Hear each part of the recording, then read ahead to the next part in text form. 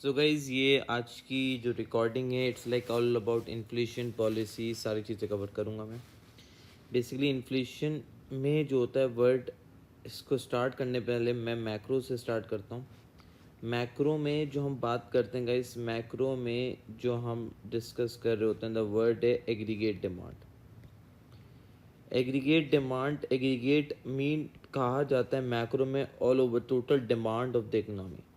तो basically aggregate demand की meaning जो होते हैं जिसको हम आइडेंटिफाई करते हैं total demand of the economy. Total demand से रिप्रेजेंट किया, total demand of the economy that is mean aggregate demand से रिप्रेजेंट, जो कि एग्रीगेट डिमांड के जो कंपोनेंट्स होते हैं C plus I plus G plus X minus M aggregate demand के कंपोनेंट्स हैं। एग्रीगेट डिमांड जो कैलकुलेट होता है वो इन कंपोनेंट्स के थ्रू कैलकुलेट किया जाता है। सी रिप्रेजेंट बेसिकली जो कहा जाता है, सी से जो रिप्रेजेंट करते हैं कंजम्पशन को कहते हैं। कंजम्पशन जो करने वाला होता है, कंजम्पशन बाय कंज्यूमर्स होते हैं जो कि कंज्यूम कर रहे होते हैं। कंज्यूमर्स की बात करते हैं, कंजम्पशन जो करते हैं, जो कि मैंने बात की कंजम्पशन एक्सपेंडिचर से कहा जाता है। कंजम्पशन जो कर रहे होते हैं सर कौन कर रहे होते हैं? कंज्यूमर्स होते हैं। कंज्यूमर इज दी वन जो कि कंज्यूम कर रहे होते हैं, जिसको हम कहते हैं कंजम्पशन बाय कंज्यूमर्स, जिसको हम रिप्रेजेंट करते हैं हाउस होल्ड से। आई रिप्रेजेंट जो कहा जाता है, इस आई से जो रिप्रेजेंट करता हूँ मैं, ये रिप्रेजेंट करता हूँ इन्वेस्टमेंट को कहा जाता है। आई से हम इन्वेस्टमेंट कहते हैं। इन्वेस्टमेंट कौन करता है? इन्वेस्टमेंट बाय फर्म्स होती है। इन्वेस्टमेंट जो करती है कौन करती है? बेसिकली फर्म्स इन्वेस्टमेंट कर रही होती हैं। C represent consumption, I represent investment, G से जो रिप्रेजेंट किया जाता है जो कहा जाता है हम कहते हैं गवर्नमेंट एक्सपेंडिचर से कहते हैं। जी रिप्रेजेंट जिसको रिप्रेजेंट करते हैं गवर्नमेंट एक्सपेंडिचर से हम रिप्रेजेंट करते हैं, जिसको जी से रिप्रेजेंट किया जाता है। एक्स माइनस एम, जो कि एक्स माइनस एम ये कॉन्सेप्ट आता है किस में आता है? मेरे पास बैलेंस ऑफ ट्रेड में आता है। एक्सपोर्ट और इंपोर्ट का जो डिफरेंस होता है डेट इज नोन एज हम कहते हैं बैलेंस ऑफ ट्रेड कहते हैं। एक्स माइनस एम जो रिप्रेजेंट करता है बैलेंस ऑफ ट्रेड, जो बताता है किसके बारे में? बताता है गाइस गुड्स एंड सर्विसेज के बारे में। बैलेंस ऑफ ट्रेड जो होता है वो गुड्स एंड सर्विसेज के बारे में हमें बताता है। गुड्स एंड सर्विसेज के बारे में बताता है गाइस एक्स माइनस एम जो कहा जाता है, इसको कहते हैं net export, export revenue minus import expenditure, इसको कहते हैं नेट एक्सपोर्ट से रिप्रेजेंट करते हैं। So aggregate demand is the total demand of the economy, जिसमें कंपोनेंट्स हैं एग्रीगेट डिमांड के। बेसिकली कंपोनेंट्स क्या थे? कंपोनेंट्स जो थे मेरे पास C plus I plus G plus X minus M. C represent consumption, I represent investment, G represent government expenditure, X minus M balance of trade को कहते हैं। ऑब्वियसली बात है, यहाँ पे आइडेंटिफाई कर सकते हैं बैलेंस ऑफ ट्रेड जो है एक्सपोर्ट माइनस इम्पोर्ट को कहते हैं। एक्सपोर्ट माइनस इम्पोर्ट का जो डिफरेंस होता है इसको रिप्रेजेंट किया जाता है, हम किससे रिप्रेजेंट करते हैं? That represent balance of trade. Export minus import को जो कहा जाता है इसको कहते हैं बैलेंस ऑफ ट्रेड से कहते हैं। Balance of trade is the difference between the export revenue and import expenditure से रिप्रेजेंट किया। बैलेंस ऑफ ट्रेड जो कहता है एक्सपोर्ट माइनस इम्पोर्ट, जो इन दोनों का जो डिफरेंस होता है इसको कहते हैं बैलेंस ऑफ ट्रेड। अगर मेरे पास export is greater than import है तो it's mean balance of trade surplus. इसका मतलब क्या है? मेरा बैलेंस ऑफ ट्रेड किस में जा रहा है? सरप्लस में जा रहा है। अगर मैंने बात की import is greater then export है, इसका मतलब क्या है? मेरे पास बैलेंस ऑफ ट्रेड जो है वो किस पे जा रहा है? डेफिसिट पे जा रहा है। बैलेंस ऑफ ट्रेड मेरे पास किस में जाता है सर? डेफिसिट पे जाता है। तो हमने यही बात की, बेसिक से कॉन्सेप्ट की बात की। मैंने बात की aggregate demand is the total demand of the economy. C represent consumption, I represent investment, G represent government expenditure, X minus M is represent net export. और एक्सपोर्ट और इम्पोर्ट का जो डिफरेंस होता है इसको क्या कहते हैं? हम बैलेंस ऑफ ट्रेड कहते हैं बेटा जी, ये बात याद रखना। फिर मैंने आपसे एक वर्ड रिप्रेजेंट किया, ये वर्ड लेके आया था, मैंने बात की इन्फ्लेशन। इन्फ्लेशन का वर्ड जब भी आता है, इन्फ्लेशन किसको कहा जाता है, हम रिप्रेजेंट करते हैं, inflation is a persistent. Inflation जो रिप्रेजेंट करते हैं, डेफिनेशन जो रिप्रेजेंट करती है, inflation is a persistent, persistent से रिप्रेजेंट किया, persistent increase in price level, increase in price level से रिप्रेजेंट किया। Inflation is a persistent increase in price level over a given period of time, over a given period of time से represent किया जाता है inflation.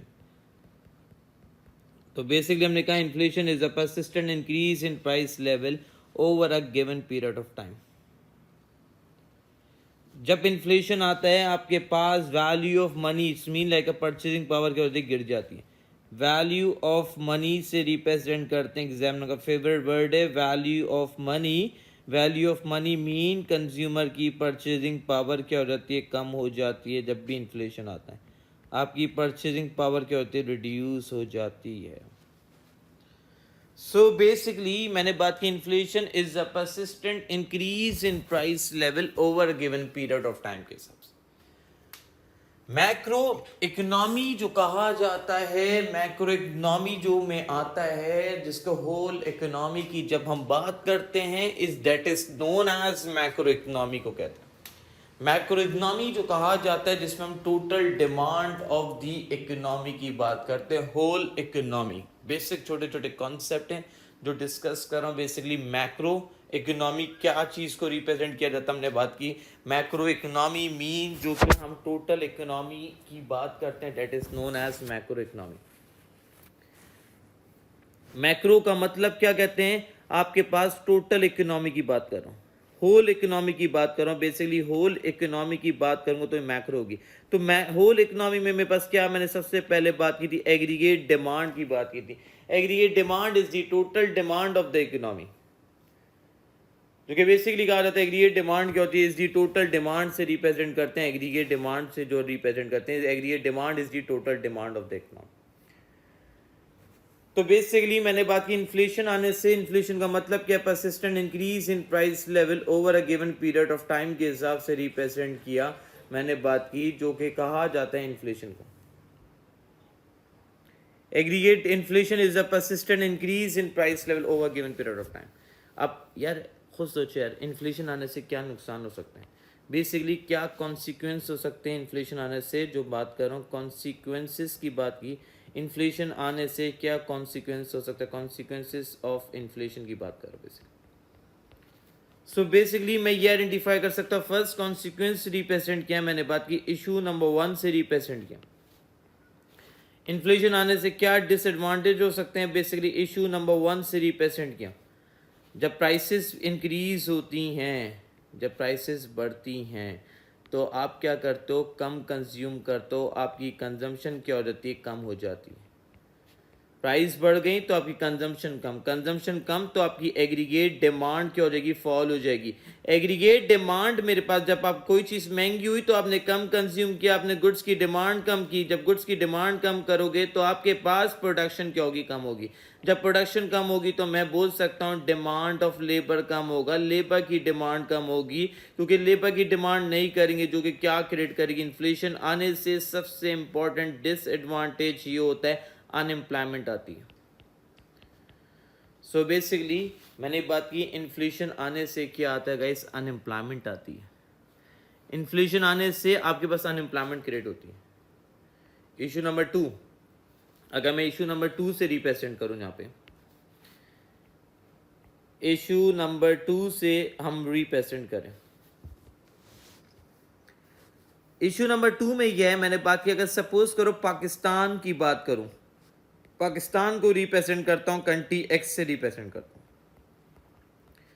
Pakistan को represent किया country x, जब मेरे पास एक्सपोर्ट की प्राइसेस क्या होंगी, इंक्रीज होंगी। जब इन्फ्लेशन, जब प्राइसेस अपने गुड्स की कंट्री में प्राइसेस बढ़ रही हैं, तो ऑब्वियस सी बात है मेरे पास क्वांटिटी क्या होगी, जो मैं एक्सपोर्ट की प्राइसेस जब बढ़ा रहा था, जो मेरे कंट्री में इन्फ्लेशन था, तो जो कंट्री जो इन्फ्लेशन जब आएगा तो कंट्री अपने एक्सपोर्ट की प्राइसेस को बढ़ाएगा, लेकिन उसकी डिमांड क्या हो जाएगी, क्वांटिटी डिमांड क्या हो जाएगी, फॉल हो जाएगी। क्या नहीं हो जाएगी, क्वांटिटी डिमांड फॉल हो गई, जिसकी वजह से कंट्री का रेवेन्यू क्या होगा, ऑब्वियसली बात है टोटल रेवेन्यू अफेक्टेड होगा इन्फ्लेशन आने से।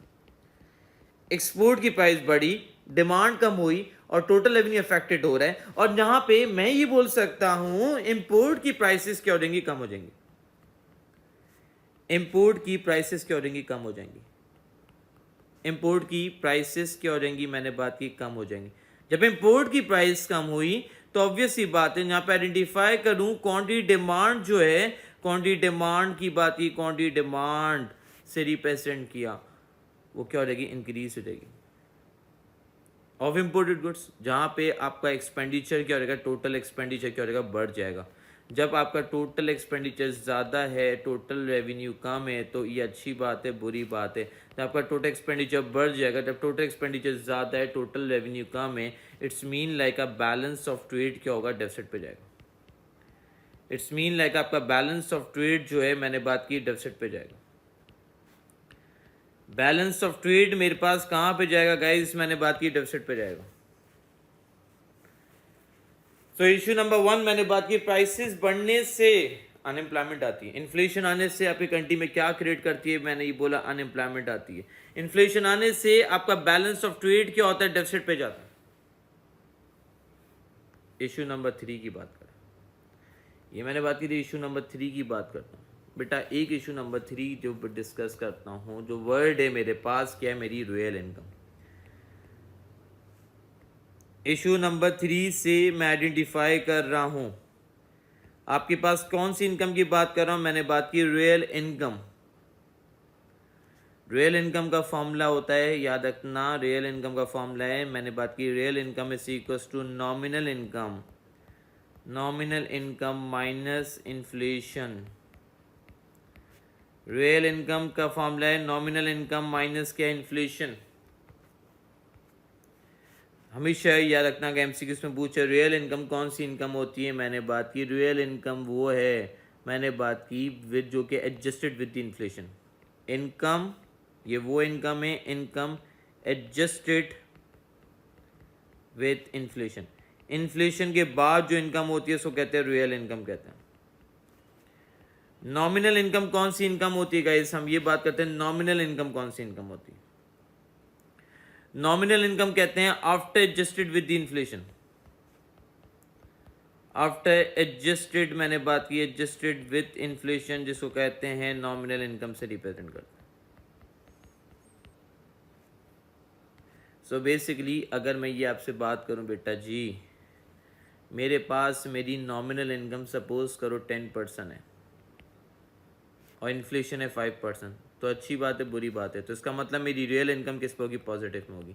लेकिन जब मैंने बात की मेरी रियल इनकम वही 10% है, एग्जाम्पल थी, मैंने बात की एग्जाम्पल नंबर 1 से बात की थी, अगर मेरी रियल इनकम जो है 10%, नॉमिनल इनकम 10% है, इन्फ्लेशन 5%, तो बुरी बात नहीं है।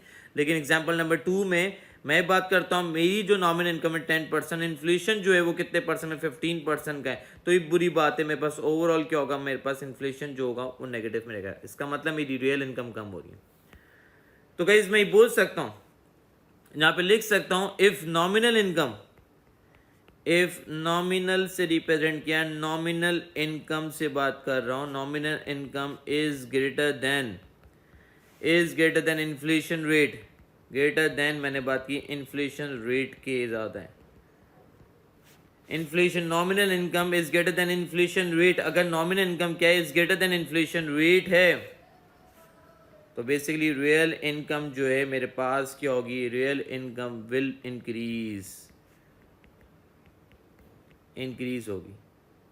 बट इफ मैंने बात की, इफ इन्फ्लेशन जो है, inflation is greater then, is rising at a faster rate, rising at a faster rate, मैंने बात की तेजी के साथ बढ़ रही है, देन नॉमिनल इनकम, किसके कंपैरेटिवली बात कर रहा हूं, देन नॉमिनल इनकम की बात कर रहा हूं, तो मैंने बात की मेरी रियल इनकम क्या हो रहेगी, कम हो जाएगी। याद रखना, जब आपकी रियल इनकम कम होती है तो आपकी परचेजिंग पावर कम होती है। रियल इनकम का कम होना तो आपकी परचेजिंग पावर क्या होगी, गिरेगी, खरीदने की कुव्वत कम हो जाएगी। परचेजिंग पावर जब कम होगी तो आपका स्टैंडर्ड ऑफ लिविंग क्या होगा, खराब होगा। स्टैंडर्ड ऑफ लिविंग मैंने बात की मेरा गिर जाएगा, क्या नहीं गिर जाएगा। सो गाइज मैंने ये बात की, यहाँ पे आइडेंटिफाई किया प्राइसेस के बढ़ने की वजह से अनएम्प्लॉयमेंट आती है, प्राइसेस के बढ़ने की वजह से बैलेंस ऑफ ट्रेड डेफिसिट होता है, प्राइसेस की बढ़ने की वजह से अगर आपकी नॉमिनल इनकम जो है वो कम है, इन्फ्लेशन ज़्यादा है, तो आपकी रियल इनकम कम होती है, जिसकी वजह से आपकी परचेजिंग पावर कम होती है, आपका जीने का तरीका ख़राब होता है। सो गाइज नेक्स्ट जो बात करते हैं, मैंने बात की इसी तरह ये रियल इनकम की बात की, इशू नंबर मैंने बात की, इशू नंबर ये कौन सा था, 3 था मेरे पास इशू नंबर, ये इशू नंबर 3 था। इशू नंबर 4 की बात करते हैं, कॉन्सिक्वेंस की बात करें, इशू नंबर 4 है इन्फ्लेशन का। सो गाइस मैंने बात की पेंशन अर्नर की बात की, जो कि पेंशन जो है मैंने बात की जो अर्नर जो हर महीने जिसकी पेंशन अर्नर्स होते हैं, मैंने बात की उनकी हर महीने फिक्स होती है। मैं बोल सकता हूँ फिक्स अमाउंट जो है वो रिसीव कर होते हैं, फिक्स अमाउंट रिसीव्ड हो रही होती है, रिसीव्ड होते बाय मोस्टली मैंने बात की रिटायर्ड इंडिविजुअल, जितने भी रिटायर्ड होते हैं इंडिविजुअल होते हैं वो मोस्टली क्या करते हैं, फिक्स अमाउंट रिसीव कर होते हैं। एंड इफ प्राइस जो है मैंने बात की, इफ प्राइस जो है वो क्या हो रही थी, मैंने बात की इज इंक्रीजिंग, प्राइस जो बढ़ रही थी एट फास्टर रेट, प्राइसेस तेजी के साथ बढ़ रही थी, प्राइस जो है वो तेजी के साथ बढ़ रही थी विद टाइम के हिसाब से, मैंने बात की विद टाइम के हिसाब से बात करूं, they will be able to purchase less than before, they will be able to purchase, basically हम कह सकते हैं एबल टू परचेज, परचेज जो करेंगे वो क्या करेंगे, लेस देन बिफोर। बेटा हमेशा यह लगना लेस देन बिफोर का मतलब ये मैंने बात की, अगर आपकी फिक्स इनकम अर्नर है, आप हर महीने आपकी फिक्स आ रही है, ऑब्वियसली बात आप सफ़र करोगे। जैसे मैं एग्जांपल देता हूँ, मेरे एक अंकल थे, उनकी जो इनकम थी वो क्या थी, हर महीने पेंशन आती थी 20,000, तो ही ढूंढ चीज़ें महंगी होती जाती, तो उनके लिए सर्वाइव करना मुश्किल है, उनके पास फिर अदर सोर्स ऑफ इनकम होनी चाहिए, जिसको हम कहते हैं पेंशन अर्नर्स से हम आइडेंटिफाई करते हैं गाइस, जिसको हम आइडेंटिफाई किया था पेंशन अर्नर्स से रिप्रेजेंट किया था। Next issue number 4, issue number 5, issue number 5 से रिप्रेजेंट, इशू नंबर 5 क्या रिप्रेजेंट करता है, यहाँ पे इशू नंबर 5 जो रिप्रेजेंट करता है, यहाँ पे क्या रिप्रेजेंट किया, रियल इंटरेस्ट रेट, यहाँ पे आइडेंटिफाई करता हूं रियल इंटरेस्ट रेट से रिप्रेजेंट किया। रियल इंटरेस्ट रेट इसका फॉर्मूला क्या है, मैंने बात की नॉमिनल जो रेट होता है इससे मैं माइनस करता हूं, क्या माइनस करता हूं, इन्फ्लेशन को, नॉमिनल रेट माइनस करता हूं इन्फ्लेशन से। सो बेसिकली यहाँ पे आइडेंटिफाई कर सकता हूँ गाइज, मैंने बात की मेरे पास रियल इंटरेस्ट रेट के तब +5% था, कब होगा, जब मेरे पास नॉमिनल रेट था 10% और इन्फ्लेशन था 5%, तो ये अच्छी बात है। लेकिन मेरे पास अगर मैंने बात की मेरे पास नॉमिनल रेट जो है 10% है और इन्फ्लेशन है 15%, तो इसका मतलब मेरा रियल इंटरेस्ट रेट माइनस में जाएगा 5%। मैंने बात की यहाँ पर आइडेंटिफाई कर, इफ बैंक जो है ऑफर करता है interest rate greater than inflation, interest rate ज्यादा ऑफर करता है ग्रेटर देन इन्फ्लेशन से, सो मैं बोल सकता हूं इन रियल टर्म में, तो जिसकी वजह से मैंने बात की वैल्यू ऑफ मनी जो है वो क्या हो सकती है, मैंने बात की bank offer interest rate greater than inflation, in real term में तो वैल्यू ऑफ मनी क्या हो सकती है, प्रोटेक्टेड हो सकती है, वैल्यू ऑफ मनी क्या हो सकती है, प्रोटेक्ट हो सकती है। लेकिन बेसिकली मैंने बात की, अगर मैंने बात की यहाँ पे ये पॉइंट को बात करता हूँ गाइस, मैंने बात की इधर ये बात करता हूँ, इफ मैंने बात की इंटरेस्ट रेट जो है, इंटरेस्ट रेट जो है वो क्या है, मैंने बात की नॉमिनल रेट, मैंने बात की इफ इंटरेस्ट रेट जो है is less than inflation, less than inflation in real term में, तो जिसकी वजह से मैंने बात की वैल्यू ऑफ मनी जो है, value of money will not be protected. Of money will not be protected. Value of money protect नहीं होगी. तो ऑब्वियस सी बात है, आपकी वैल्यू ऑफ मनी जब कम होगी तो इसका मतलब डी वैल्यू होना आपकी करेंसी. सो गाइज नेक्स्ट जो बात करता हूं, इशू नंबर 6 की बात करता हूं. इशू नंबर 6 से रिप्रेजेंट करता हूं. इशू नंबर 6, यहाँ पे इशू नंबर 6 जो रिप्रेजेंट किया वो किससे रिप्रेजेंट किया? मेन्यू कॉस्ट से रिप्रेजेंट किया. मेन्यू कॉस्ट जो होती है वो कौन सी कॉस्ट होती है? जिसको हम कहते हैं प्रिंटिंग कॉस्ट को कहा जाता है मेन्यू कॉस्ट. प्रिंटिंग कॉस्ट जो भी होती है वो कौन सी कॉस्ट में आती है? मैंने बात की मेन्यू कॉस्ट में आती है, जो कि विथ इन्फ्लेशन के हिसाब से, जो कि अब रीप्रिंट करनी पड़ती है विथ इन्फ्लेशन की वजह से. प्राइस कीप ऑन चेंजिंग जब प्राइसेस चेंज हो रही होती हैं एंड अफेक्ट कर रही होती है आपकी कॉस्ट को, एंड अफेक्ट कॉस्ट को अफेक्ट करती है and changes the selling price change हो रही होती है. जैसे यार मेन्यू कार्ड होता है ना, मेन्यू कार्ड ये बहुत लेम से है लेकिन है अच्छा डिसएडवांटेज. आपको रीप्रिंटिंग कॉस्ट जो दोबारा बेयर करनी पड़ रही होती है, किस वजह से आपकी कॉस्ट जो बढ़ रही होती है वो जब इन्फ्लेशन बढ़ रहा होता है, जब चीज़ें महंगी होती है, रॉ मटेरियल एक्सपेंसिव होगा तो जिसकी वजह से आपको दोबारा रीप्रिंटिंग कॉस्ट करनी पड़ी. तो हमने बात की यहाँ पे, पहले अगर मैंने कॉन्सिक्वेंस बोला, मैंने ये रिप्रेजेंट किया. इशू नंबर 1 जो है प्राइसेस बढ़ने से अनएम्प्लॉयमेंट आती है. इशू नंबर 2 प्राइसेस बढ़ने से बैलेंस ऑफ ट्रेड डेफिसिट होता है. इशू नंबर 3 रियल इनकम के नॉमिनल इनकम जब कम है, रियल इन्फ्लेशन ज्यादा है, तो इसका मतलब आपकी रियल इनकम कम होगी, आपकी परचेजिंग पावर कम होगी, जिसकी वजह से आपका स्टैंडर्ड ऑफ लिविंग क्या होगा? गिरेगा. पेंशन अर्नर जिनकी हर महीने फिक्स इनकम अर्नर्स होते हैं वो ज्यादा सफर करेंगे. क्यों करेंगे? क्योंकि उनकी इनकम नहीं बढ़ रही. ऑब्वियस सी बात है, इन्फ्लेशन रेट तेजी के साथ बढ़ रहा. इशू नंबर 4 हो गया. 5 जो है रियल इंटरेस्ट रेट, मैंने बात की अगर नॉमिनल रेट कम है, रेट ऑफ इंटरेस्ट रेट कम है और ऑब्वियस सी बात है इन्फ्लेशन ज्यादा से आ रहा है, तो ऑब्वियस सी बात है आपकी प्रोटेक्ट नहीं कर पाओगे अपनी वैल्यू ऑफ मनी को. आपकी value of money will not be protected. Menu cost जो होती है आपकी, जब रीप्रिंटिंग कर रहे हो तो आप मेन्यूज जो है आपकी, तो आपकी कॉस्ट क्या होती है? चेंजेस हो रही होती है. पे मेरे पास जो कॉस्ट आती है जिसको इशू नंबर 7 से रिप्रेजेंट करो,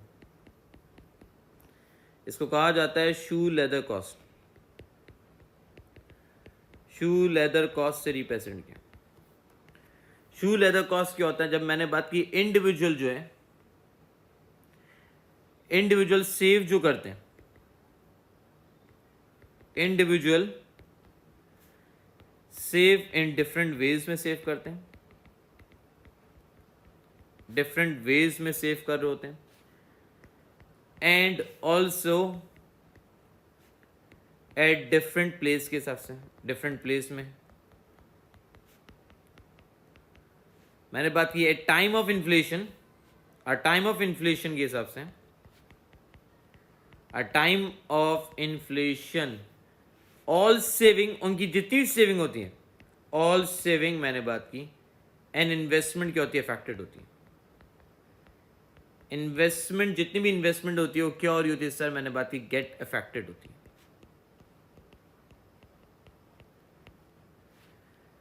So,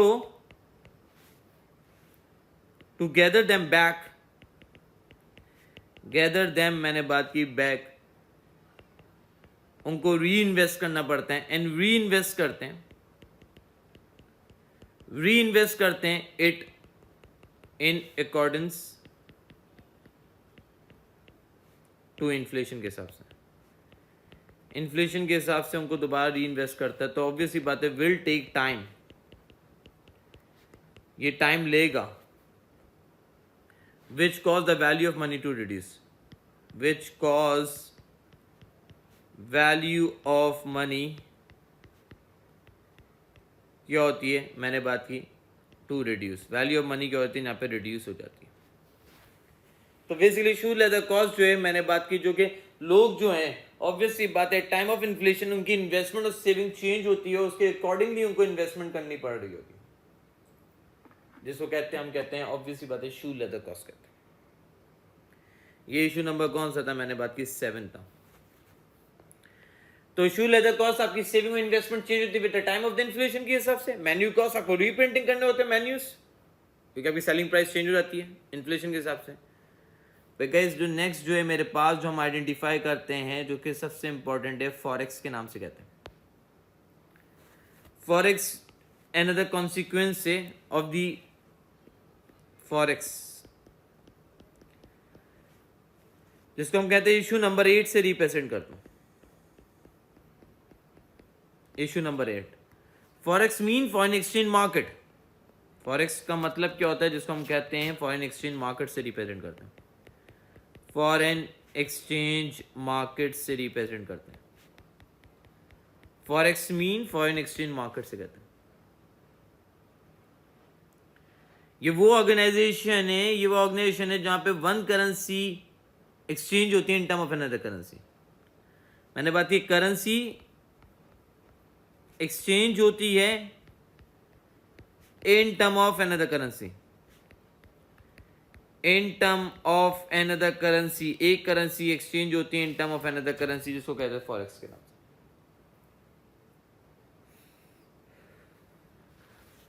जैसे मैंने बात की, दो लोगों की बात करते हैं, पाकिस्तान की बात करता हूं कि मैं यहां पे बात करता हूं पाकिस्तान और यूएसए की बात करता हूं।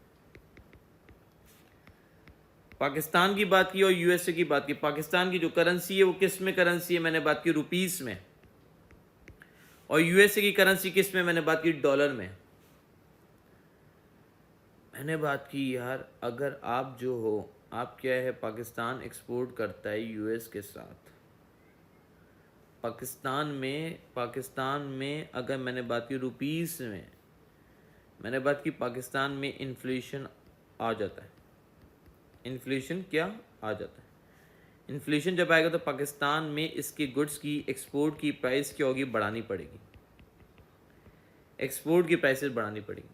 इसकी वजह से इंपोर्ट की प्राइसेस क्या होंगी, कम होंगी। ऑब्वियसली बात है, पाकिस्तान में गुड्स महंगे हो गए हैं और अपने गुड्स महंगे हो गए क्योंकि इन्फ्लेशन आया। तो इसका मतलब पाकिस्तान में बेसिकली जब एक्सपोर्ट महंगा होगा तो इसका रेवेन्यू क्या होगा, कम होगा, और इंपोर्ट जब सस्ता होगा तो इसका मतलब इसका एक्सपेंडिचर क्या होगा, बढ़ेगा, क्योंकि ये बाहर से गुड्स मंगवाना है। जब एक्सपोर्ट, ऑब्वियसली बात है, रेवेन्यू कम है तो इसका मतलब इसकी करेंसी की डिमांड ऑफ रुपीज क्या, रेवेन्यू कम जनरेट और डिमांड ऑफ रुपीज क्या हो जाएगी, गिर जाएगी। इसका मतलब क्या है, मैं एक्सपेंडिचर बढ़ रहा है तो इसका मतलब सप्लाई ऑफ रुपीस क्या हो जाएगा, इंक्रीज हो जाएगी, जिसकी वजह से हम कहते हैं when ever demand of currency fall, जब डिमांड, मैंने बात की ऑफ रुपीस जब गिरेगी, ऑफ रुपीस गिरेगी, तो मैं बोल सकता हूँ सप्लाई ऑफ रुपीस जब बढ़ेंगी, सप्लाई ऑफ रुपीस जब बढ़ेगी तो इसका मतलब क्या है, मेरी वैल्यू ऑफ करेंसी गिरेगी। जब मेरी वैल्यू ऑफ करेंसी गिरेगी तो इसको कहा जाता है डेप्रिसिएशन से कहा जाता है। मेरी करेंसी क्या होगी, डेप्रिशिएट होगी।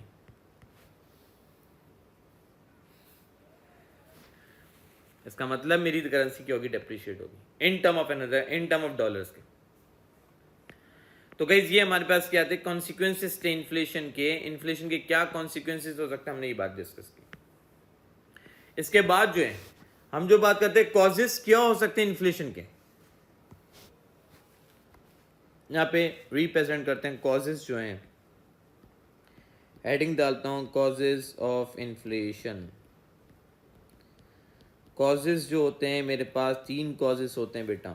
एक होता है कॉज जिसको कहा जाता है डिमांड पुल इन्फ्लेशन के नाम से रिप्रेजेंट करते हैं।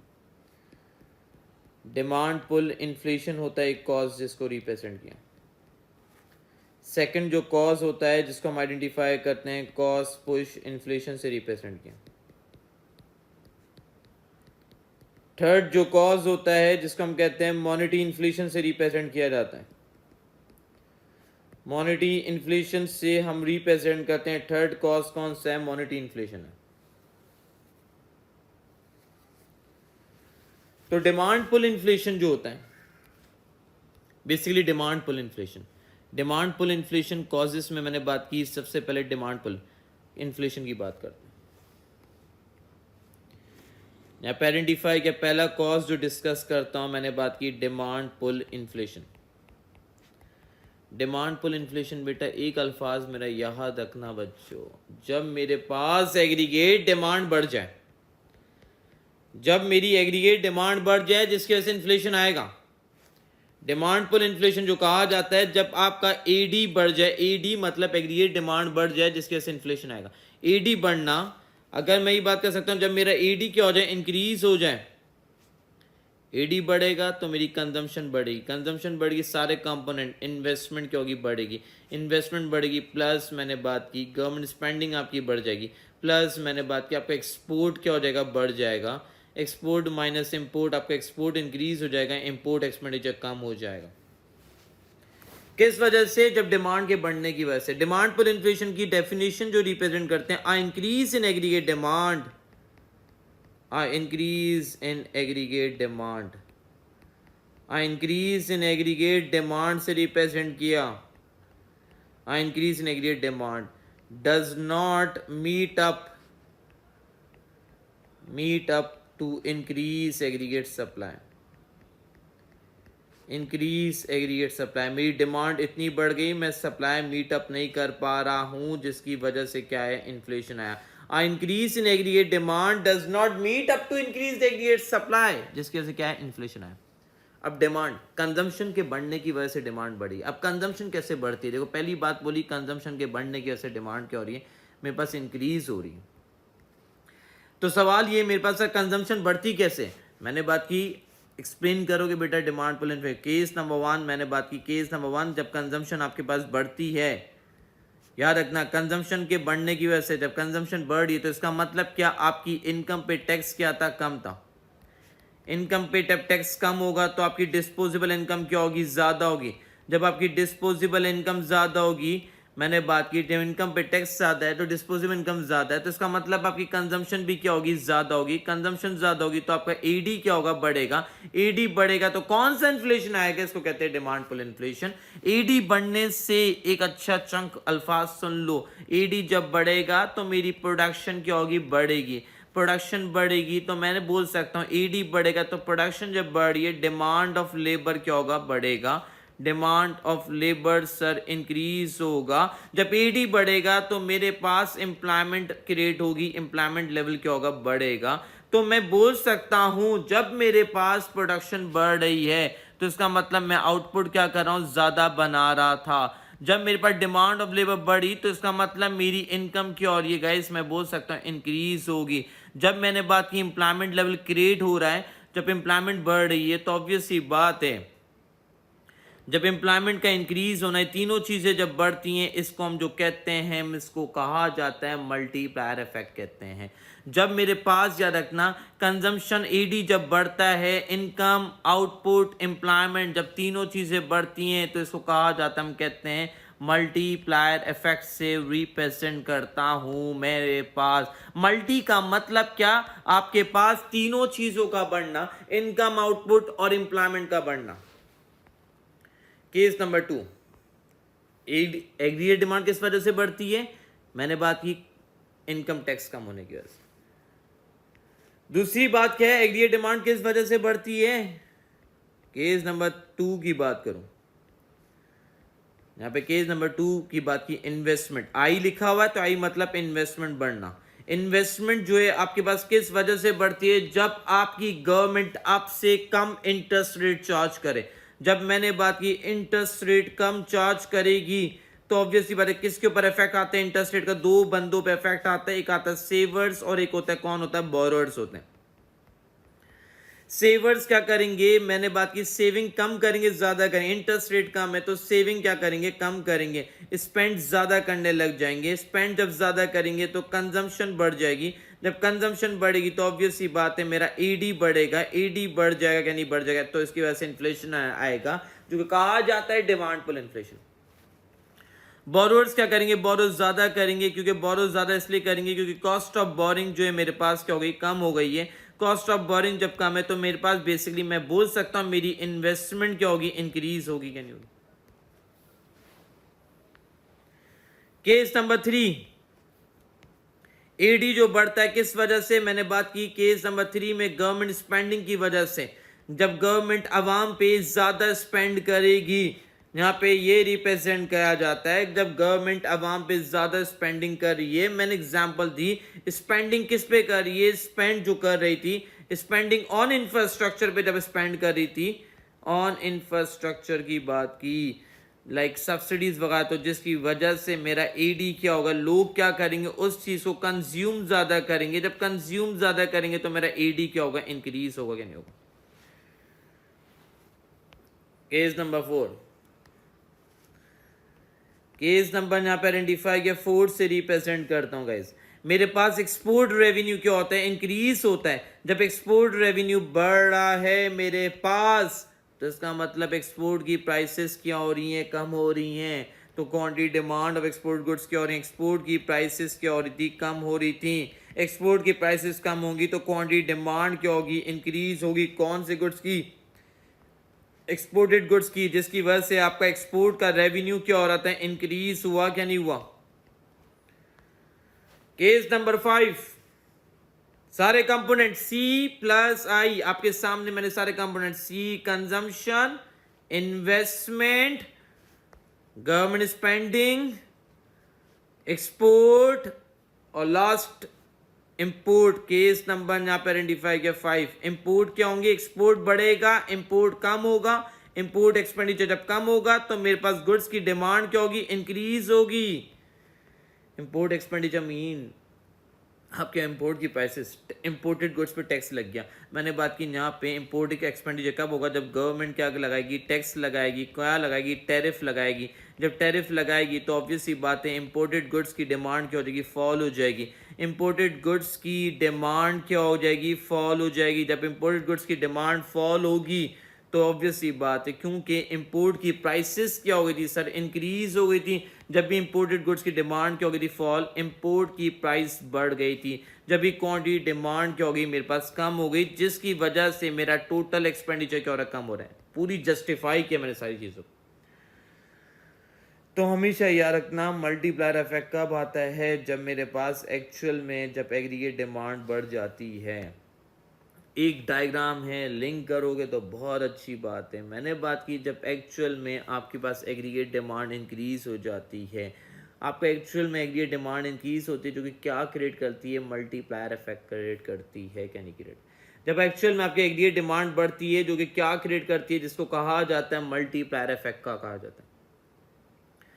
तो बेसिकली एक्चुअल एंड पोटेंशियल जो है मेरे पास, मैंने बात की जब मेरे पास एक्चुअल में एग्रीगेट डिमांड का इंक्रीज होना, जो कि क्या क्रिएट करती है, मल्टीप्लायर इफेक्ट क्रिएट करती है शॉर्ट टर्म में। तो मैं बोल सकता हूं, यहाँ पे आइडेंटिफाई कर सकता हूं, मैंने बात की शॉर्ट टर्म में क्या क्रिएट करेगी, मल्टीप्लायर इफेक्ट क्रिएट करेगी। क्योंकि शॉर्ट टर्म में जब मेरे पास एडी जब बढ़ेगा तो ऑब्वियस सी बात है मल्टीप्लायर इफेक्ट आएगा। तो लिख सकता हूं शॉर्ट रन में, शॉर्ट रन में जब मेरा एडी बढ़ता है तो वो क्या क्रिएट करती है सर, मल्टीप्लायर इफेक्ट क्रिएट करती है। मल्टीप्लायर इफेक्ट क्या होता है, जो कि इकोनॉमी के लिए बहुत अच्छा इंपैक्ट लेके आता है, क्या नहीं आता। जब मेरे पास शॉर्ट रन में एडी बढ़ता है तो गाइस वो क्या क्रिएट करेगी, मल्टीप्लायर इफेक्ट क्रिएट करेगी, क्या नहीं क्रिएट करेगी। लॉन्ग रन की बात करूं भाई, अब देखो यार आपके सामने एक डायग्राम बनाते हैं। आपके सामने मैंने एक डायग्राम रिप्रेजेंट करता हूं, यहाँ पे ये आइडेंटिफाई करता हूँ गाइस, मैंने आपके सामने दो एक्सिस ड्रॉ किए हैं। देखो शॉर्ट टर्म में जो डायग्राम बनती है हम जो बना सकते हैं, एग्जामिनर बोलता है ये डायग्राम भी बनाओ, आपका दिल करे तो आप ये डायग्राम भी बना सकते हो। शॉर्ट टर्म में जब मेरे पास एडी है, मेरे पास एग्रीगेट डिमांड एग्रीगेट सप्लाई से रिप्रेजेंट किया, ये आइडेंटिफाई करता हूँ मेरे पास ये एग्रीगेट डिमांड और ये एग्रीगेट सप्लाई, ये प्राइस लेवल से रिप्रेजेंट किया, ये रियल इनकम से रिप्रेजेंट किया। यहाँ पे आइडेंटिफाई करता हूँ रियल इनकम से रिप्रेजेंट करता हूँ, एडी से रिप्रेजेंट किया, ये एग्रीगेट सप्लाई से रिप्रेजेंट किया। यहाँ पे किस से रिप्रेजेंट किया, प्राइस लेवल से रिप्रेजेंट किया। जब मेरे पास एग्रीगेट डिमांड क्या हुई है सर, शिफ्ट हुई है।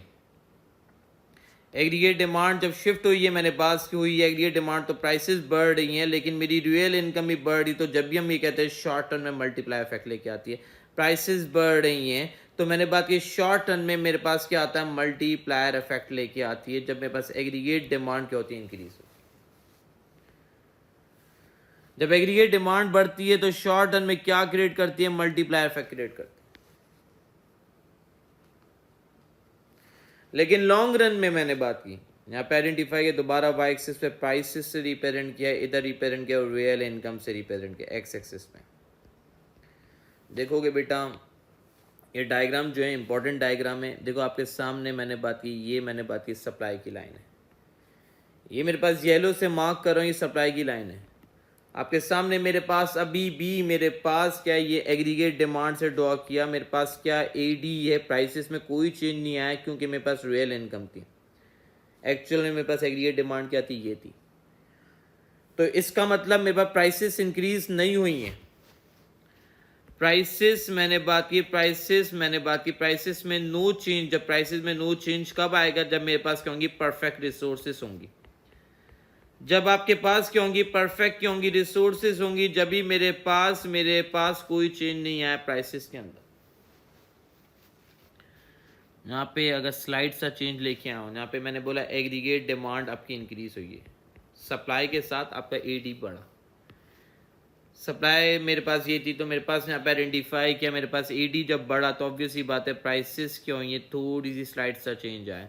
प्राइसेस में थोड़ा सा चेंज आया है तो इसका मतलब प्राइसेस में ज़्यादा से चेंज आ रहा है, लेकिन मेरी रियल इनकम में ज़्यादा से इन्फ्लेशन नहीं आ रहा। तो इसका मतलब जब मेरे पास प्राइसेस बिल्कुल नहीं बढ़ी थी, जब मेरे पास, इसका मतलब मेरे पास नो इन्फ्लेशन था, जिसको हम कहते हैं, हम इसको कहा जाता है इलास्टिक सप्लाई थी मेरे पास इस जगह पे। लेकिन यहाँ पे क्या रिप्रेजेंट किया गाइस, यहाँ पे ये आइडेंटिफाई किया, मैं ये बोल सकता हूँ यहाँ पे मेरे पास प्राइसेस में थोड़ा सा चेंज आया, लेकिन रियल इनकम में अभी भी ज्यादा से चेंज आ रहा है, क्या नहीं आ रहा। इस इन्फ्लेशन को जो कहा जाता है, इस इन्फ्लेशन को जो हम रिप्रेजेंट करते हैं, कौन सा इन्फ्लेशन रिप्रेजेंट करता हूँ मैं, कहा जाता है इस इन्फ्लेशन को माइल्ड इन्फ्लेशन कहते हैं। कौन सा इन्फ्लेशन है, माइल्ड इन्फ्लेशन। माइल्ड इन्फ्लेशन कहते हैं, किसी किताबों में लिखा है क्रीपी इन्फ्लेशन से कहा जाता है। क्रीपी इन्फ्लेशन, माइल्ड इन्फ्लेशन का मतलब है प्राइसेस बढ़ती हैं आस्ता आस्ता। मैंने बात की gradually increase in price level, increase in price level, prices में कम से चेंज आया है मेरे पास, जिसको कहा जाता है माइल्ड इन्फ्लेशन। यहाँ पे अगर मैं ये आइडेंटिफाई करता हूँ गाइस, मैंने बात की मेरे पास जब ये कौन सी सप्लाई थी, मैंने बात की इलास्टिक सप्लाई थी। इलास्टिक सप्लाई में प्राइसेस में कम से चेंज आया, लेकिन मेरे पास रियल इनकम में ज्यादा से चेंज आया। यहाँ पे ये रिप्रेजेंट करता हूँ, मेरे पास एग्रीगेट डिमांड और बढ़ी, एग्रीगेट डिमांड इंक्रीज हुई, एग्रीगेट डिमांड बढ़ी, तो यहाँ पे मेरे पास देखो मेरी रियल इनकम में ज्यादा से चेंज, रियल इनकम में ज्यादा से चेंज नहीं आ रहा, अब प्राइसेस में ज्यादा से चेंज आ गया। ये इन्फ्लेशन बुरा है क्या, नहीं है, हाँ ये बुरा इन्फ्लेशन।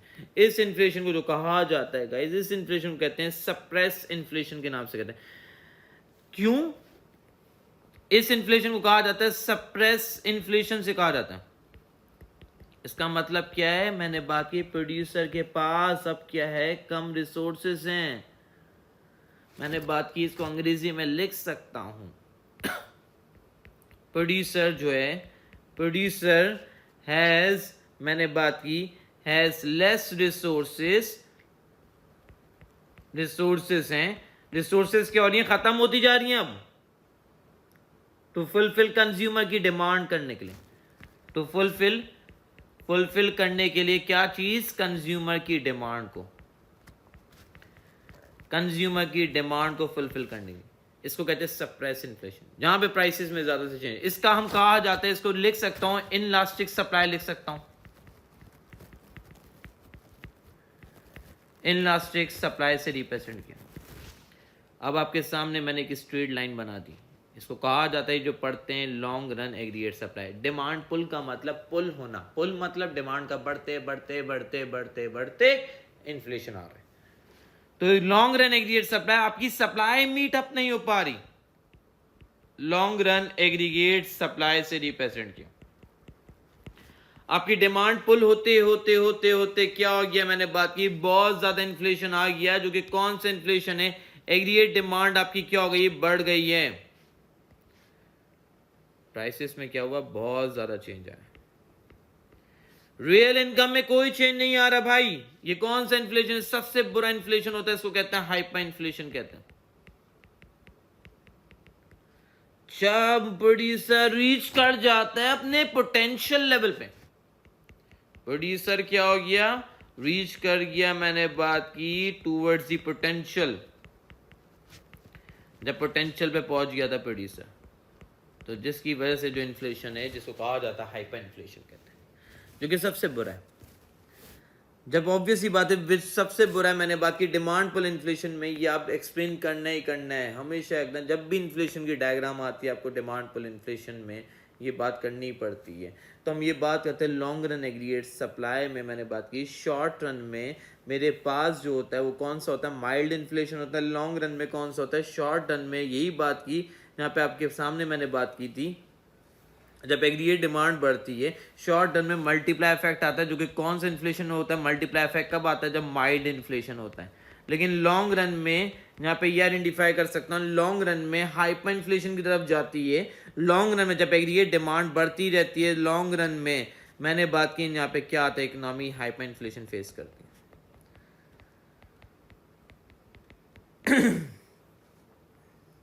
तो मैंने बात की ऑब्वियस ही बात है, लॉन्ग रन में हाइपर इन्फ्लेशन की तरफ जब चले आती है, जो कि बहुत हार्मफुल है, तो हम ये कहते हैं, मैं ये आपके सामने अगर मैं डायग्राम को एक्सप्लेन करूं, यहाँ पे ये रिप्रेजेंट किया, increase in aggregate demand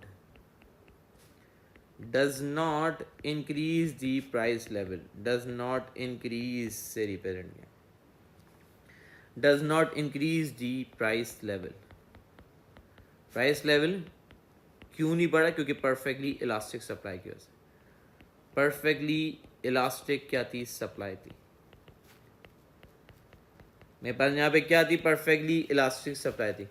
producers has sufficient resources, यहाँ पे क्या था, प्रोड्यूसर के पास क्या थे, प्रोड्यूसर हैज सफिशिएंट क्या थे, रिसोर्सेज थे,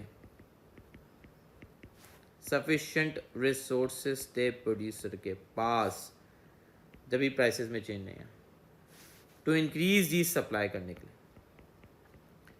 इंक्रीज दी सप्लाई करने के लिए प्रोड्यूसर के पास क्या थे, सफिशिएंट रिसोर्सेज थे। मैंने बात की, इसके बाद की, now if demand, if AD increase again, मैंने बात की producer will charge better, producer जो है, प्रोड्यूसर विल चार्ज करेगा, charge a bit more than before, bit more than before, P2 P1 पे जाएगा, प्रोड्यूसर कुछ प्राइसेस चार्ज करेगा। But since he has enough resources, मैंने बात की, बट सिंस मैंने बात की, ही हैज इनफ रिसोर्सेज हैं उसके पास, इनफ क्या थे, रिसोर्सेज थे प्रोड्यूसर के पास, जिसको हम कहते हैं, क्या कहते हैं, इलास्टिक सप्लाई से रिप्रेजेंट, इलास्टिक सप्लाई। तो मैंने बात की गाइस, यहाँ पे नेक्स्ट जो पैराग्राफ की डिस्कस करते हैं, मैंने बात की, therefore अगेन एडी इंक्रीजेस, जब दोबारा एडी बढ़ेगा, again AD increases, producer has, producer के पास क्या है, हैज लेस रिसोर्सेस, प्रोड्यूसर के पास क्या है, कम रिसोर्सेस है। टू फुलफिल करने के लिए, टू फुलफिल कंज्यूमर की demand, consumer increase in demand, जिसको हम कहा जाता है, हम कहते हैं इनलास्टिक सप्लाई से रिप्रेजेंट करते हैं। मैंने बात की, पे बात की, where as when producer, producer जो है वो पहुंच गया है, producer has reached his potential पे पहुंच गया जब, and can not produce, can not produce, produce नहीं कर सकता, more hence only price increase होगी, फिर प्राइस विल बी इंक्रीज्ड होगी, while quantity remain unchanged, जिसको हम कहते हैं हाइपर इन्फ्लेशन लेके आएगी। हाइपर इन्फ्लेशन आएगा कब आएगा बेटा जी? लॉन्ग रन में आएगा ना। हाइपर इन्फ्लेशन कब आएगा? लॉन्ग रन में आएगा। तो ये पहला कॉज था, मैंने बात की डिमांड पुल इन्फ्लेशन क्या होता है। सेकंड कॉज जो है, जो कि मोस्ट इंपॉर्टेंट कॉज है, ये भी कॉज जो है सबसे इंपॉर्टेंट कॉज है, जो कि कहा जाता है कॉस्ट पुश इन्फ्लेशन। सेकंड जो कॉस्ट है जिसको कहा जाता है कॉस्ट पुश इन्फ्लेशन, से हम रिप्रेजेंट करते हैं cost push inflation. Cost push inflation जो कहा जाता है गाइस, यहाँ पे जो रिप्रेजेंट करते हैं हम, किससे रिप्रेजेंट करते हैं? Cost push inflation. जब मेरी कॉस्ट ऑफ प्रोडक्शन क्या हो जाती है? बढ़ जाती है। कॉस्ट पुश इन्फ्लेशन कब आता है? जब मेरी कॉस्ट ऑफ प्रोडक्शन क्या हो जाएगी? इंक्रीज हो जाएगी। जब भी मेरे पास क्या आएगा? कॉस्ट पुश इन्फ्लेशन आएगा। जब आपकी बनाने का खर्चा क्या हो जाएगा? बढ़ जाएगा। कॉस्ट ऑफ प्रोडक्शन का बढ़ जाना। आप कोई भी प्रोडक्शन कर रहे थे, उसका कॉस्ट का खर्चा बढ़ गया, तब प्रोड्यूस क्या करोगे? आप कम प्रोड्यूस करोगे, आपकी एग्रीगेट सप्लाई क्या हो जाएगी? कम हो जाएगी।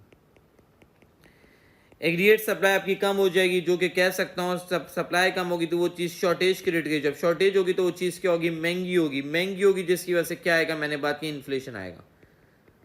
जब भी हम कहते हैं कॉस्ट पुश इन्फ्लेशन जो कहा जाता है increase in cost of production, जिसकी डेफिनेशन हम लिखते हैं अंग्रेजी में, क्या लिखते हैं? A increase in cost of production, a increase in cost of production,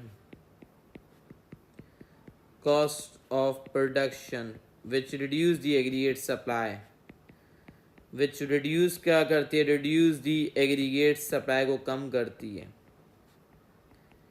aggregate supply को आपकी कम करती है and increase क्या करती है? prices को।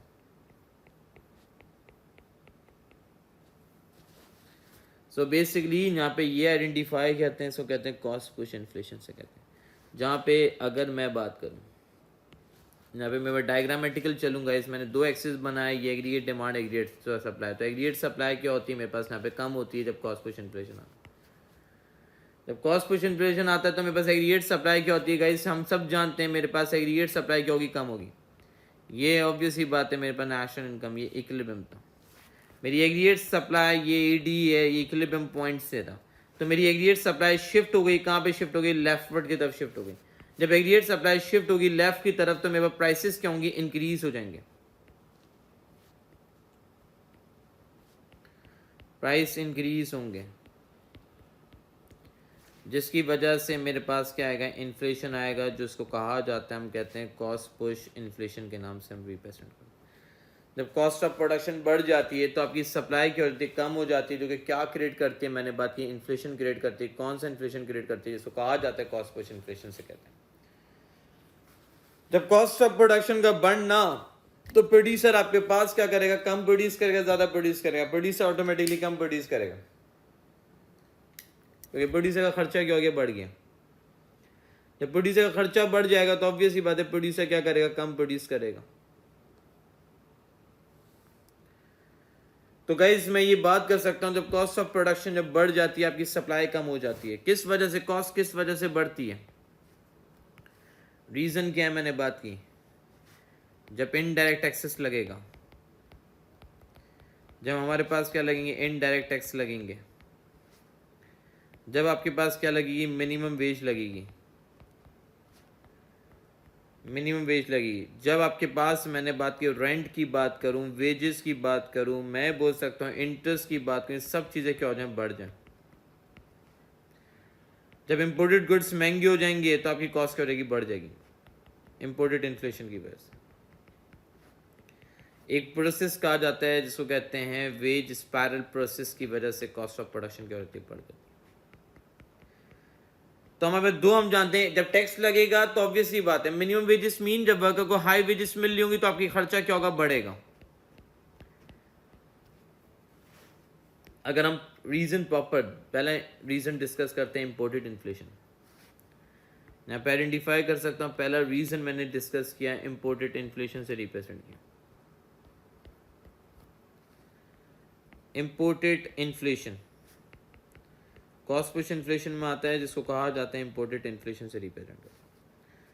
इम्पोर्टेड इन्फ्लेशन क्या होता है गाइस? यहाँ पे जैसे मैं आपके सामने बात करता हूँ, एक कंट्री है पाकिस्तान है, मैंने एक कंट्री को रिप्रेजेंट किया, पाकिस्तान से रिप्रेजेंट किया। एक कंट्री है यूएसए,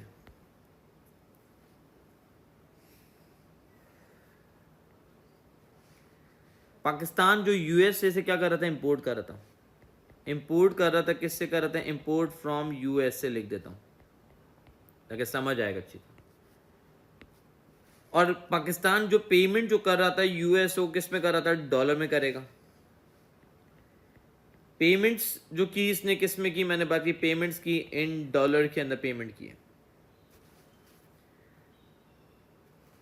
तो बेसिकली मैं बोल सकता हूं पाकिस्तान जो है, पाकिस्तान इंपोर्ट कर रहा था, किससे कर रहा था? Import raw material from USA से,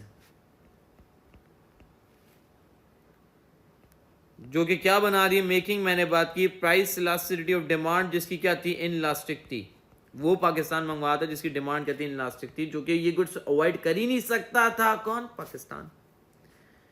यूएस ने अपनी एक्सपोर्ट की प्राइसेस को क्या कर दिया? यूएसए तो एक्सपोर्ट कर रहा था, यूएसए ने अपनी एक्सपोर्ट की प्राइसेस को बढ़ा दिया, क्वांटिटी को रिस्ट्रिक्ट कर दिया। यूएसए का तो रेवेन्यू एक्सपोर्ट से रेवेन्यू की और बढ़ रहा है,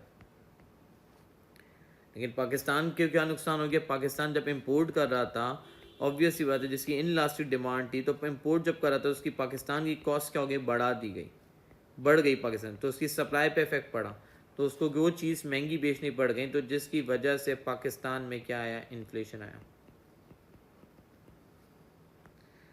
तो मैं लिख सकता हूँ गाइस, यहाँ पे लिखूं, अगर मैं अंग्रेजी में लिख के दिखाऊं आपको, पाकिस्तान क्या कर रहा था? बेसिकली मैंने बात की Pakistan import raw material, import क्या कर रहा था? मैंने बात की रॉ मटेरियल इंपोर्ट कर रहा था, कहां से? फ्रॉम यूएसए से।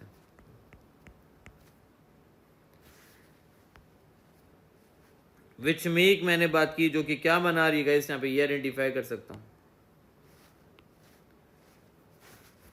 जो बेसिकली कहते हैं which make price elasticity of demand जो है वो क्या है? लेसर देन 1 है। इन दिस सिचुएशन, इस सिचुएशन में यूएसए ने क्या किया? फेस किया। कैसे? Inflation, face inflation.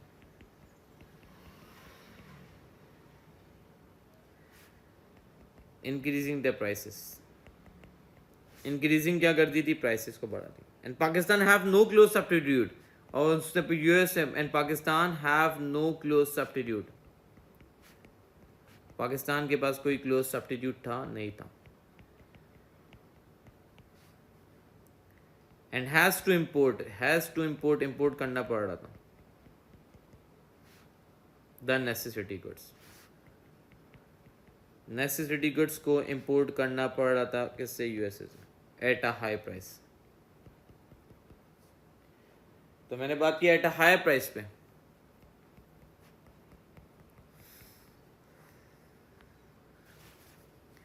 Date increasing the cost of production, that increasing cost को बढ़ा रहा है, और ऑब्वियसली बात है सप्लाई क्या होगी? कम होगी, और प्राइसेस क्या होंगी? इंक्रीज होंगी, क्या नहीं होगी?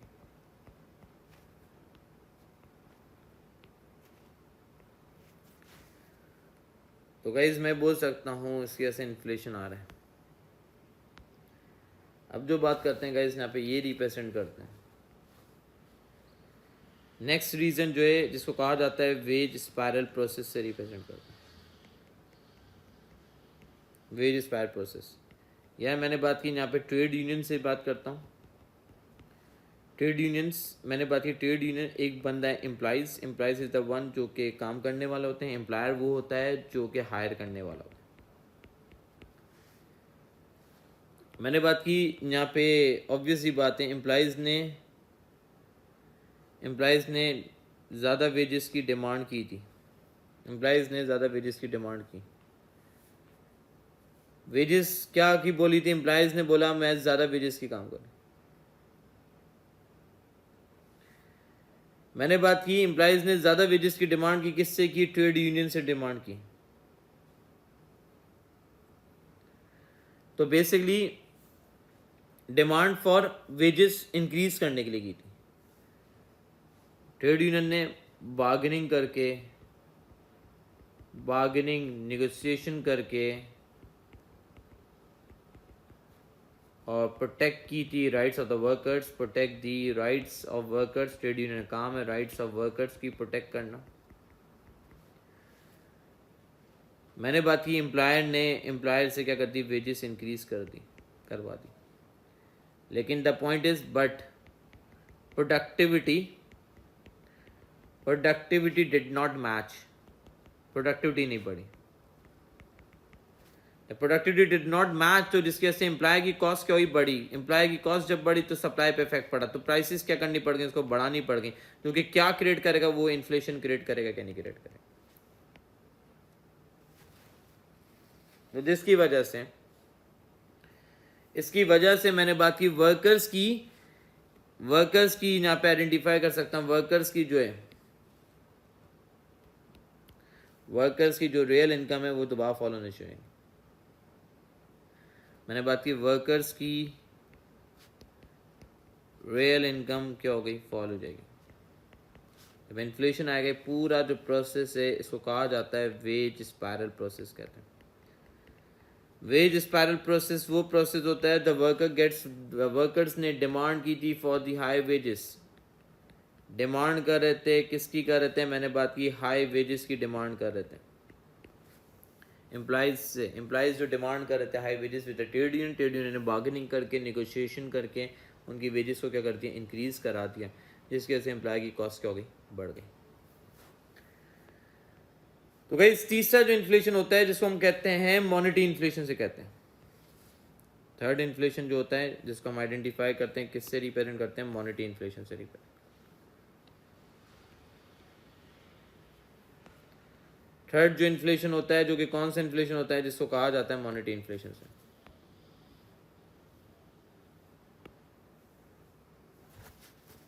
यहाँ पे तीसरा जो इन्फ्लेशन है, जो ऑब्वियस ही बात है, मैंने बात की, इसको कहा मॉनेटरी इन्फ्लेशन से रिप्रेजेंट किया।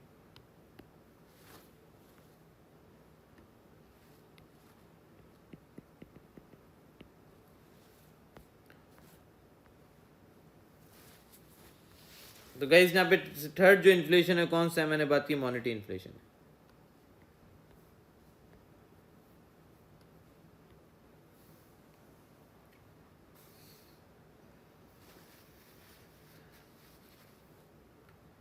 सो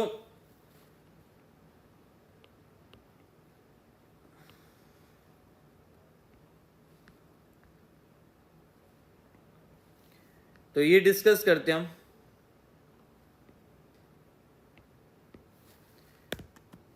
तो ऑब्वियसली बात है, थर्ड जो इन्फ्लेशन है मॉनेटरी इन्फ्लेशन है।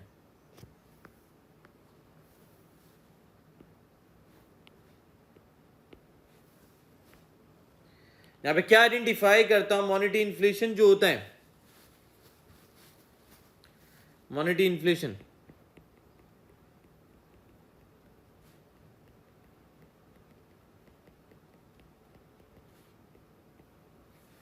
या मॉनेटरी इन्फ्लेशन होता है जब आपके प्राइसेस क्या होती हैं? बढ़ती हैं। प्राइस क्या हो गई? इंक्रीज हुई है। प्राइस इंक्रीज किस वजह से? ड्यू टू आर चेंजेस, मैंने बात की इन इंटरेस्ट रेट की वजह से। इंटरेस्ट रेट की वजह से मॉनेटरी मीन जो कहा जाता है मनी की डिमांड को कहते हैं। जो मनी की जो डिमांड होती है वो किसके ऊपर डिपेंड होती है? मैंने बात की इंटरेस्ट रेट के ऊपर। इंटरेस्ट रेट मनी सप्लाई करने वाला कौन होता है? मनी जो सप्लाई कर रहा होता है कौन कर रहा होता है? मैंने बात की मनी सप्लाई मीन्स जिसको कहते हैं circulation of money. Circulation of money से रिप्रेजेंट करते हैं, जिसको कहा जाता है मनी सप्लाई से। और मनी सप्लाई जो करता है कौन करता है? हमेशा याद रखना बेटा, बैंक करता है। कौन सा बैंक करता है? जिसको कहते हैं सेंट्रल बैंक करता है मनी सप्लाई। सेंट्रल बैंक वो होता है जिसको हम कहते हैं जो कि पब्लिक सेक्टर से ओन होता है। ये बैंक जो कि कहते हैं गवर्नमेंट ओन करती है बैंक। मैंने बात की जो ऑब्वियस सी बात है, गवर्नमेंट कहती है, जिसको कहा जाता है लेंडर ऑफ लास्ट रिजॉर्ट कहा जाता है state bank of Pakistan. Lender of last resort से रिप्रेजेंट करते हैं सेंट्रल बैंक। मैंने बात की जो कि ऑब्वियस सी बात है, मनी सप्लाई जो करती है वो किस फॉर्म में मनी सप्लाई करती है? मैंने बात की सप्लाई जो करती है सेंट्रल बैंक किस फॉर्म में करती है? ये हम जानते हैं, नोट्स के फॉर्म में करती है, कॉइन्स के फॉर्म में करती है, रिजर्व के फॉर्म में करती है, रिजर्व के फॉर्म में करती है, गोल्ड के फॉर्म में करती है, मॉनेटरी पॉलिसी के फॉर्म में करती है, इंटरेस्ट रेट के फॉर्म में मनी सप्लाई करती है। जो मनी सप्लाई जो करता है, मैंने बात की ऐसे होता है। सेंट्रल बैंक का हमेशा याद रखना, सेंट्रल बैंक का हमेशा टारगेट होता है। सेंट्रल बैंक का हमेशा क्या होता है? टारगेट होता है। मैं लिख सकता हूं यहाँ पे, सेंट्रल बैंक का विल ऑलवेज, मैंने बात की, डिजायर करती है, desire to keep money supply को क्या रखे? स्टेबल रखे so that less fluctuation occur, ताकि ज़्यादा फ्लक्चुएशन ना हो। बट इट डिपेंड किसके ऊपर होता है? It depend on economic condition के ऊपर। सारी चीज़ें डिपेंड किसके ऊपर होती है? इकोनॉमिक कंडीशन के ऊपर। तो हमने ये बात की, मनी की डिमांड करता है कौन है? ऑब्वियस ही बात है, इंटरेस्ट रेट के ऊपर डिपेंड होता है। मनी सप्लाई जो करता है कौन करता है? सेंट्रल बैंक करता है।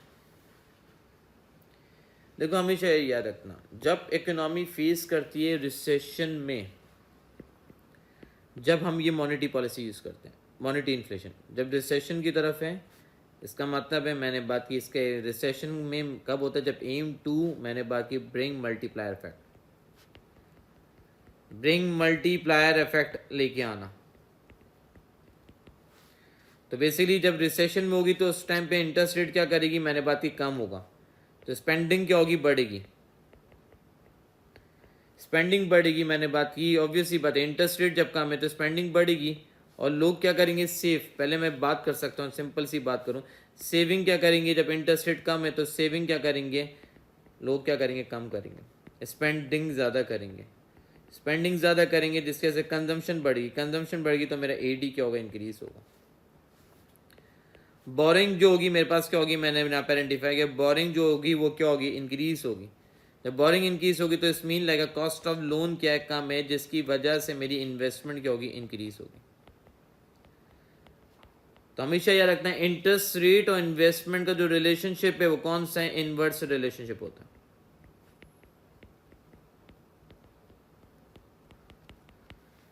तो गाइस मैं ही बात जानता हूँ जिसकी वजह से मेरा एडी बढ़ेगा, तो मैं ही बोल सकता हूँ मॉनेटरी इन्फ्लेशन के बारे में लिखूँ। मॉनेटरी इन्फ्लेशन कब आता है? अकर जब होता है when circulation of money increases, इसमें हम कहते हैं money supply. This is done by central bank through government intervention से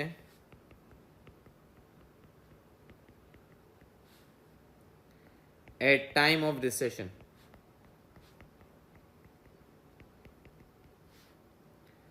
the central bank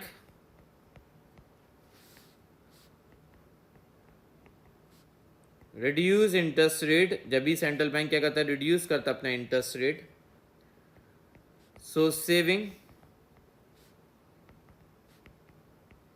is reduced boring and spending क्या होती है?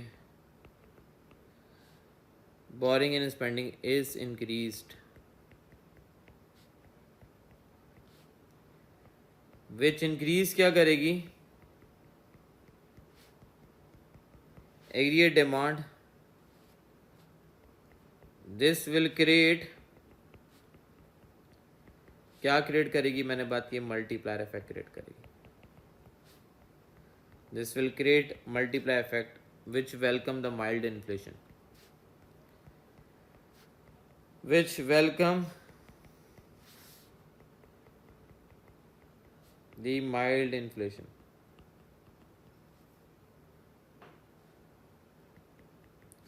Which is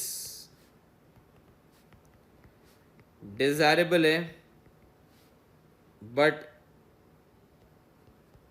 if this continue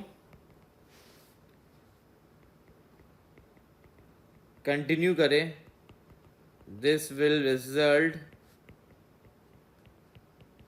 hyperinflation in long run।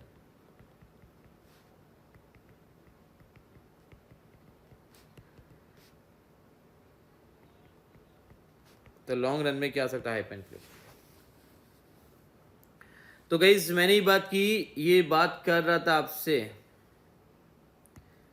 जो कि मैं ये रिप्रेजेंट करता हूँ गाइस। यहाँ पे ये आइडेंटिफाई किया मेरे पास रिसेशन में इंटरेस्ट रेट कम किया जाता है ताकि सेविंग बढ़े, स्पोरिंग सेविंग कम हो, स्पेंड ज़्यादा हो, कंजम्पशन बढ़े, एडी बढ़े जब रिसेशन होता है, एडी को बढ़ाने के लिए। लेकिन शॉर्ट रन में अच्छी बात है, लेकिन लॉन्ग रन में हाइपर इन्फ्लेशन लेके आ सकता है। इंटरेस्ट रेट और इन्वेस्टमेंट का रिलेशनशिप कौन सा होता है? इन्वर्स रिलेशनशिप होता है।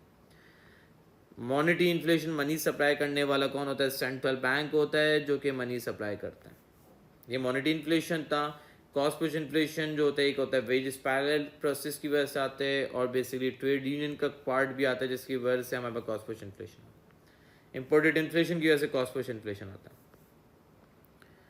तो कॉस्ट पुश इन्फ्लेशन जो होता है जब कॉस्ट ऑफ प्रोडक्शन बढ़ जाती है, आप इतना प्रोड्यूस नहीं कर पाते, जो कि शॉर्टेज क्रिएट करता है, जो कि कॉस्ट पुश इन्फ्लेशन क्रिएट करता है। शॉर्ट टर्म में demand pull inflation, short run में मल्टीप्लाई इफेक्ट आता है। लॉन्ग रन में क्या आता है? मैंने बात किया हाइपर, शॉर्ट रन में मल्टीप्लाई इफेक्ट, लॉन्ग रन में हाइपर इन्फ्लेशन आता है गाइस। तो गाइस ये था, हमने पढ़ा इन्फ्लेशन के क्या कॉन्सिक्वेंसेस हो सकते हैं, क्या causes of inflation. Thank you so much, आप लोगों को आई होप से समझ आया होगा।